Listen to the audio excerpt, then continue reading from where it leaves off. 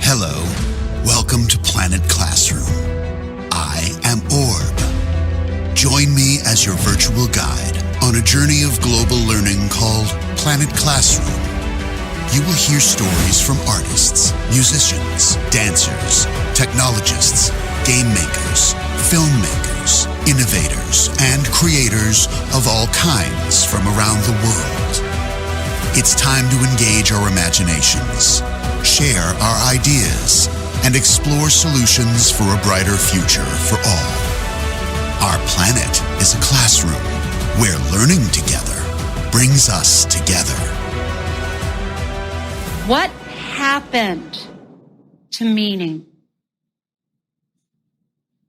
What happened to people being interested in who I am? How is it that education became so devoid of curiosity? And how is it that this process generally makes me feel so lousy about myself and I'm paying for it?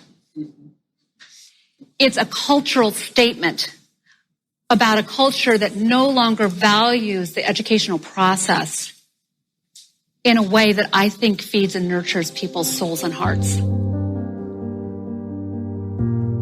That was a clip from Chelsea Jackson's film Tuning the Student Mind. Set at the College for Creative Studies in Detroit, the film follows the journey of 3 students enrolled in Professor Molly Beauregard's curriculum and illustrates how her approach creates both good scholars and students who develop deep, self-reflective awareness that supports wellness practices. We are talking about youth mental health and well-being on Planet Classroom. UNICEF's On My Mind 2021 report underscored the mental health challenges children and adolescents are facing. It is estimated that more than 13% of adolescents aged 10 to 19 live with a diagnosed mental disorder. Anxiety and depression account for around 40% of the disorders. For the publication of their new book, The Real World of College, Harvard Graduate School of Education's Dr. Howard Gardner and Dr. Wendy Fischman analyzed in-depth interviews with more than 2,000 individuals across 10 disparate colleges and universities in the United States. To their surprise, mental health was the biggest issue on college campuses. Today on Planet Classroom, we will hear from Dr. Wendy Fischman and film director Chelsea Jackson. We will learn about strategies that schools and young leaders are implementing to address mental health issues in their communities. Finally, we will share ideas from youth about this critical global issue. My name is Wendy Fischman. I live in Cambridge, Massachusetts, and I am on Planet Classroom. Mental health on the college campus was not the focus in the scholarly or popular press 10 years ago. Along with the public, we heard much more about the finances in terms of the cost of college, alcohol and safety, and free speech. But in our study, those topics paled in comparison to the concerns about mental health. When we asked students why they perceive their mental health to be a big problem in college, they did not discuss the reasons we might have predicted, including social media, a feeling of alienation or trouble fitting in, depression, or feelings of inadequacy or not being able to do the work. Instead, more than half of the students discuss the pressure to achieve external measures of success, to get good grades, to secure internships, get jobs, to build a perfect resume. In fact, some students talk about the importance of perfection and effortless perfection. Not only do they feel pressure to be perfect, but to make it look as if performing well is natural and takes no work. We also find that faculty and administrators do not volunteer this rationale. Rather, they describe the problems we might have expected, things like loneliness, living away from home, balancing schoolwork with other priorities like paid work or family life, for those not residing on campus, and financial issues. This lack of agreement or understanding, this misalignment, is troubling. We wonder and we worry about how well faculty and administrators know their students and vice versa. Perhaps one of the silver linings of the pandemic is that as a country and globally, we seem to be more sensitive to general mental health issues. Certainly, for higher education in 2022, this seems to be a major area of concern, where it was rarely discussed publicly in 2012 when we started our study. It seems that part of a recovery plan is building awareness and more understanding for mental health issues. The phrase, "it's okay not to be okay," has become common on social media. It is even the title of a Netflix series. In terms of my own thoughts about recovery, based on the learnings of our study, it seems that increasing the number of mental health counselors and building up centers is a start, but can only go so far. Most faculty don't feel comfortable taking on the role of therapist, but it can only be good for students if there is an adult who knows them and to have someone with whom they can talk about goals, how to think about them, and how education can help to achieve those goals. One more idea.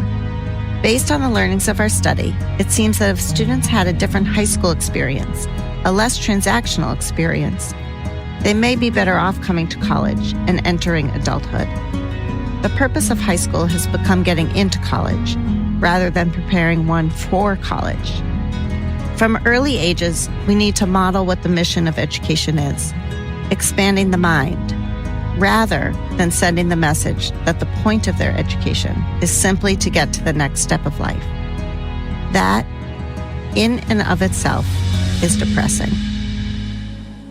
Supported by the World Health Organization, the United Nations Foundation, and the Big Six youth organizations, Global Youth Mobilization is a movement of young people taking action to improve the lives of their peers in a post-COVID-19 world.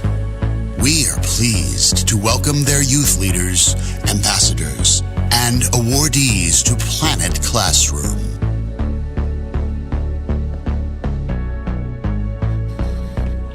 Hi, I'm Jaden Parsons. I'm a young project manager from Australia, currently leading the World of Wellbeing project on behalf of the YMCA and Global Youth Mobilization.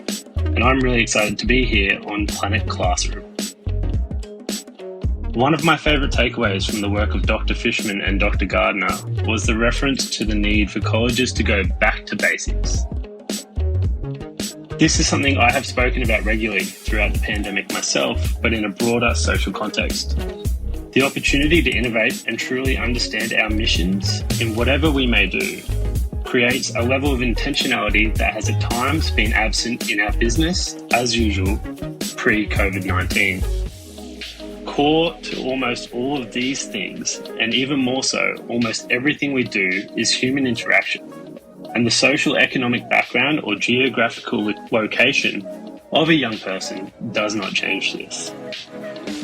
The importance of human interaction has become even more apparent during the COVID-19 pandemic, where the challenges of limitations on human interaction and more specifically increased isolation has become a key challenge each and every one of us has faced.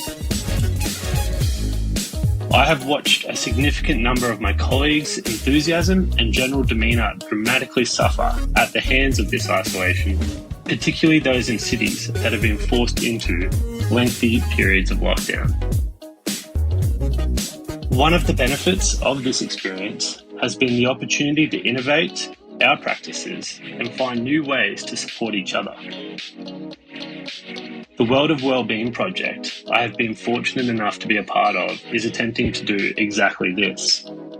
After significant consultation and co-design labs with an intergenerational cohort from across the globe, we were provided a number of concepts that were in one way or another an opportunity to support the mental health and wellbeing of young people, all with the context of the pandemic in our minds.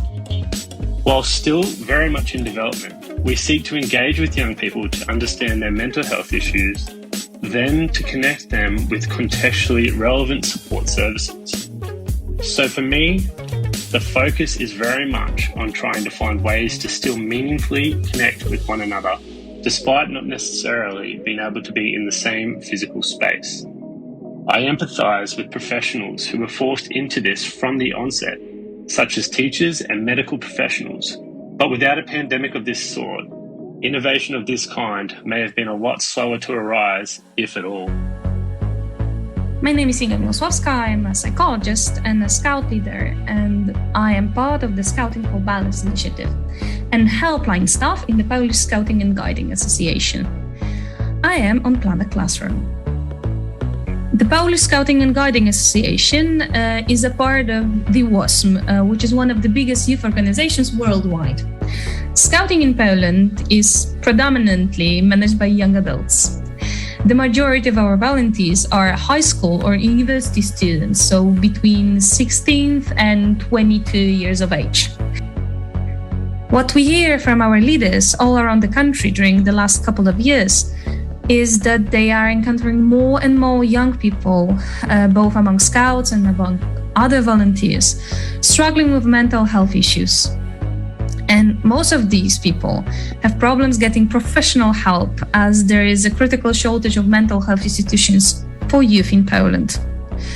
Roughly 10% of Polish youth under the age of 18 are in need of complex psychological care, and there are not enough specialists available to provide it.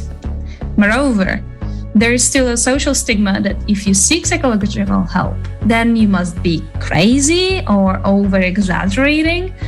Hence, many young people shy away from reaching out for the help they need.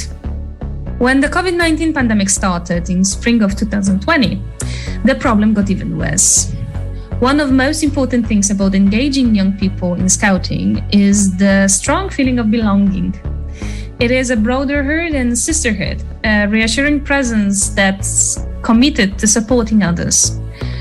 The isolation forced by lockdown, lack of activities, and anxiety of living in an unpredictable world left our Scouts leaders with challenges way beyond their capacities.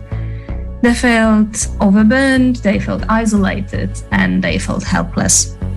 We needed to act immediately. A helpline was created to give everyone easy access to care, whether they lived in a big city or in tiny villages in the middle of nowhere. Our team works in shifts from Monday to Friday. We are all psychologists and scout leaders, and we use both of these skills to provide psychological first aid to anyone who calls to us. Scouts, scout leaders, sometimes we have even the parents of scouts. If I had one wish, I would really want all youth and young adults in Poland to have easy access to professional mental health care for free. But that is not that easy, so I want to focus more on raising the awareness, at least in our scouting community, that mental health is crucial for the well-being and prosperity of the whole organization, that there is nothing more important than that. If we don't help young people with their struggles today, these struggles will determine their and our future. No one needs to be a hero and try to cope with mental health issues on their own. My name is Ivy Murugi from Kenya, and I am on Planet Classroom. The Scouts Healing Invisible Wounds initiative was birthed at a time when the world had been hit by the COVID-19 pandemic, which saw an increase in the number of mental health issues reported. Young people are hit hardest and exposed to a wide range of challenges, and the stringent measures on social interactions put in place by governments to curb the spread of the virus made it hard for them to connect with friends or even engage in activities that could help them in dealing with the stresses they encountered. Besides the many challenges they were exposed to, the stigma surrounding mental health and mental illness makes it even harder for them to come out and seek psychological support. Where I come from, for example, mental illness is associated with witchcraft and sometimes seen as a punishment bestowed for not fulfilling cultural norms. We try to change this narrative by creating awareness to demystify facts from myths and providing safe spaces where these young people can find that support. Our advocacy entails both online and physical activities, which provides them a chance to gain a deeper understanding of mental health, build their resilience by engaging in positive coping skills, and finding social support. We've been able to build a community of young mental health champions as well, helping us reach more people with information and services all across Kenya. Working through this project has been amazing, and we've had incredible achievements.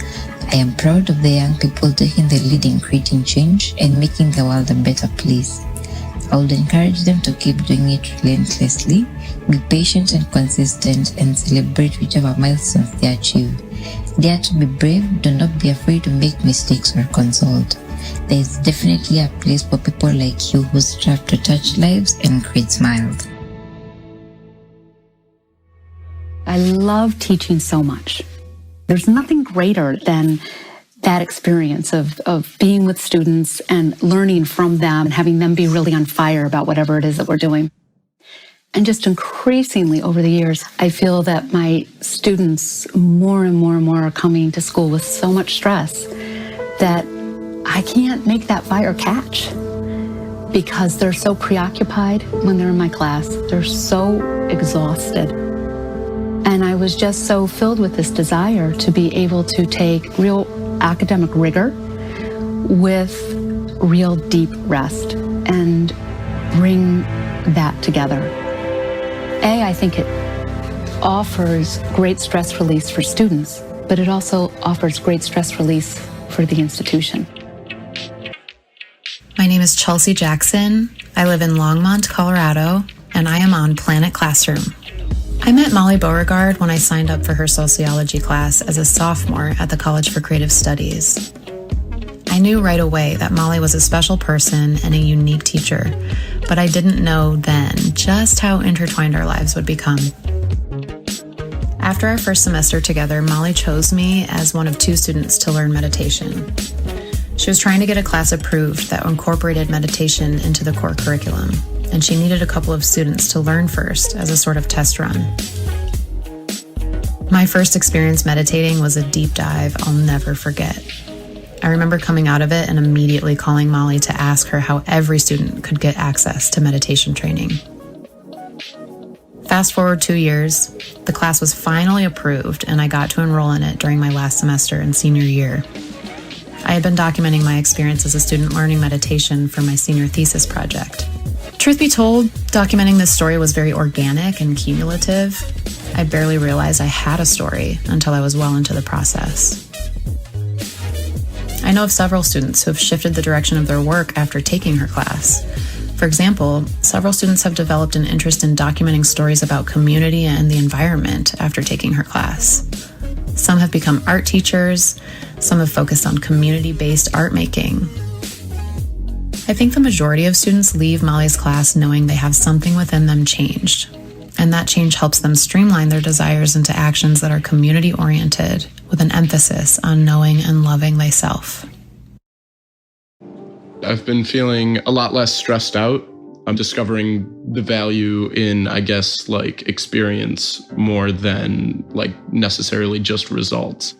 It's me sitting there for, 20 minutes not doing anything, but getting this incredible result from it. So that makes me more open to other experiences where I might not necessarily get a physical result, but I know that there's some sort of worth in that experience. My name is Alex Silverman. I am from Atlanta, Georgia, and I am on Planet Classroom. I believe Molly Beauregard's story will resonate with young people for the following reason. That reason stems from a question she asked in this short film. That question being, what happened to meaning? It's an important question when addressing mental health. By finding out what happened to an individual's meaning, it can be the first step in a long road of self-discovery. By finding the answer to this question, we might be able to find answers to the other questions Molly Beauregard is posing. I do believe that every student in every school and/or college can benefit from Molly Beauregard and her work. My main takeaway from this is that now that she helped her students find meaning and their true selves, she also helped them see more clearly with what they want to do with their lives. She's made self-help a top priority, and that is something I realize now should be a top priority as well. My name is Allie Grutchfield. I'm from Savannah, Georgia, and I'm on Planet Classroom. I wholeheartedly believe that Molly Beauregard's story will resonate with young people because of how aptly and accurately she's observed their reality. There are very few adults, I think, who get to witness students' descent into mental illness, but teachers are one of the unlucky few who do. My main takeaway about both this professor and her work is the importance of committing yourself to being better and the positive impact that can have. Once she acknowledged this systematic issue, the professor used her platform and presence in students' lives to create a safe haven. Her work is surprising because it's a part of the students' curriculum, which I think is a huge step in the right direction on a symbolic and subconscious level. Everyone knows that mental health is important, but because school, grades, performance, etc. are all tied to rewards and punishments, optional activities like self-preservation are neglected. This professor is changing the systematic deprioritization of mental health, and I think it's truly incredible. We certainly had a lot of good ideas to share with you today. Thank you to our guests, Dr. Wendy Fischman and Director Chelsea Jackson. Thank you to our youth leaders and awardees from Global Youth Mobilization, Jaden, Iga, and Ivy. Thank you to our film critics, Alex and Allie. That's all, my human friends, for this week. I leave you with a reminder to explore your world, express yourself, discover, create, and use your imagination. Until next time, be kind, be curious, and thank you for listening. Goodbye.